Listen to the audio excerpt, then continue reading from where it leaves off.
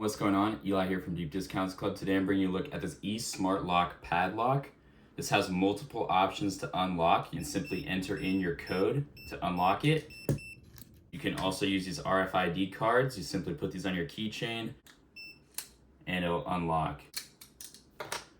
And then there's also keys that come with it. You simply remove this waterproof cover on the bottom, put it in, turn it, and you can unlock that way as well. And then you can also unlock straight through the app through Bluetooth. So you go ahead and set that up. So it's got 4 different options for unlocking. It has super long charge. You can check the app to see about how much charge you have left.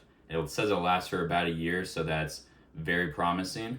And then on the bottom, you've also got a USB-C cable. It did not come with one to charge, so just make sure you have one of those. I'd say overall, you can tell this is very firm. This is not going to come undone on accident at all. I really like the shape. I really like the appearance of it. It's super responsive. And this is just great for securing your house. It's a lot easier than just a traditional lock. And those are a lot flimsier, by the way. This one, as you can tell, is a lot more durable. Here is a look at how to unlock the lock through Bluetooth with your phone. As you can hear, the lock immediately unlocked as soon as I press that button.